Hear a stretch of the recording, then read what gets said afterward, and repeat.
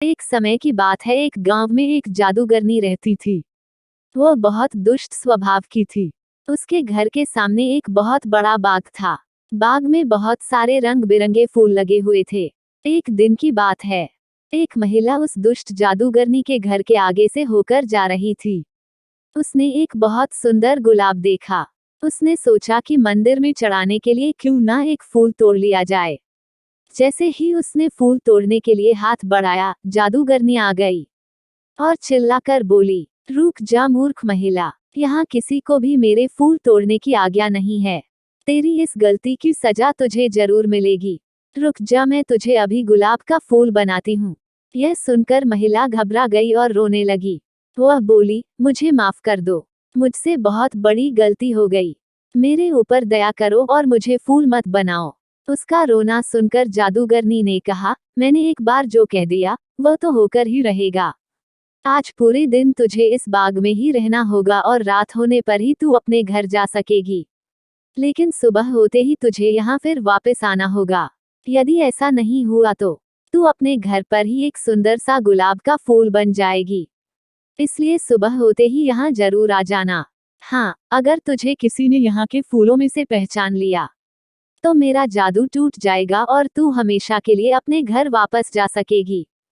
जादूगरनी के इतना कहते ही वो महिला गुलाब का फूल बनकर एक दूसरे पौधे से जुड़ गई। रात होते ही वह वापस अपने रूप में आ गई। वह देर रात अपने घर पहुंची। घर पर सब लोग परेशान थे। घर पहुंचकर उसने पूरी कहानी अपने बेटे को सुनाई। उसके बेटे ने कहा, माँ आप सुबह वहां वापस चली जाना। मैं आपके कुछ देर बाद आऊंगा और आपको पहचान लूंगा। आप बिल्कुल चिंता मत करो। सुबह होते ही वह महिला जादूगरनी के बाग में जाकर फूल बन गई। तभी उसका बेटा वहां आया। उसने देखा वहां गुलाब के बहुत सारे पौधे थे। उसने एक एक फूल को ध्यान से देखना शुरू किया।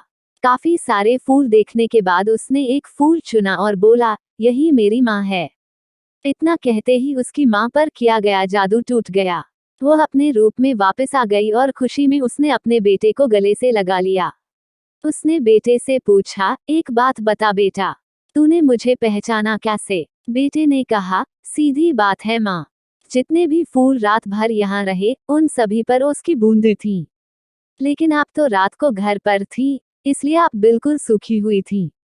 इस कारण मैंने आपको आसानी से पहचान लिया। अपने बेटे की बुद्धिमानी देखकर माँ को बहुत खुशी हुई। जादूगरनी ने जब माँ और बेटे का प्यार देखा तो उसको इतना अच्छा लगा कि उसने सबको परेशान करना छोड़ दिया।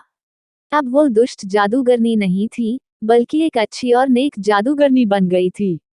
कहानी से सीख। इस कहानी से हमें यह सीख मिलती है कि विपरीत परिस्थितियों में भी हमें सदैव अपनी बुद्धि का प्रयोग करना चाहिए।